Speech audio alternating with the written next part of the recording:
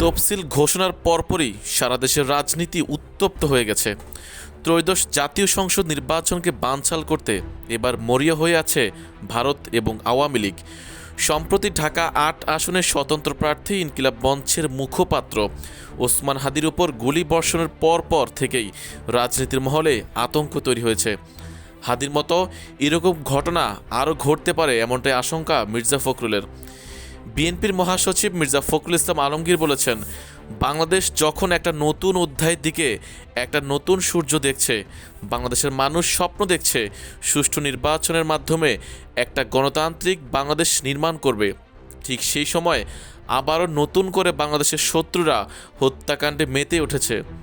গত পরশুদিন যে ঘটনা ঘটেছে ওসমান হাদির উপর হামলা, আমরা তার তীব্র নিন্দা জানিয়েছি এবং আমরা আশঙ্কা প্রকাশ করছি যে এরকম ঘটনা আরও ঘটতে পারে।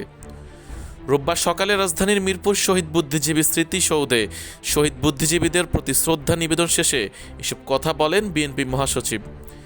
তিনি আরও বলেন, যখন পাক হানাদার বাহিনীর পরাজয় অসাধ্য হয়ে উঠছে, চতুর্দিক থেকে যখন মুক্তিবাহিনী ঢাকা ঘিরে ফেলেছে, সেই সময়ে পাক হানাদার বাহিনী এই বাংলাদেশে সমস্ত মেধাকে বিনষ্ট করে দেওয়ার জন্য এই দেশের সমস্ত বুদ্ধিজীবীদের তুলে নিয়ে গিয়ে দোসরদের সঙ্গে তার যোগ সাজস করে বিশ্ববিদ্যালয়ের শিক্ষক, চিকিৎসক, গবেষক, কবি, সাহিত্যিক, সাংবাদিক সহ অনেককে তারা তুলে নিয়ে গিয়ে হত্যা করেছে। এভাবেই আমরা আমাদের সর্বশ্রেষ্ঠ সন্তানদের হারাই। এটা একটা পরিকল্পিত হত্যাকাণ্ড। তিনি বলেন, বাংলাদেশকে সম্পূর্ণভাবে মেধাহীন করে দেওয়ার জন্য এই হত্যাকাণ্ডটা ঘটানো হয়। আজকে আমাদের এই দিনে বারবার আমরা সেই কথা মনে করি। একইভাবে আমরা সবাই জানি যে 2024 সালে আমাদের সন্তানদের গণহত্যা করা হয়েছে।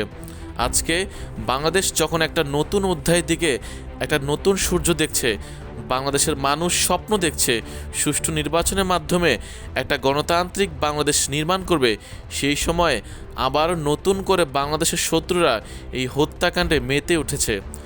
গত পরশু যে ঘটনা ঘটেছে আমরা তার তীব্র নিন্দা জানিয়েছি এবং আমরা আশঙ্কা করছি এই রকম ঘটনা আরও ঘটতে পারে।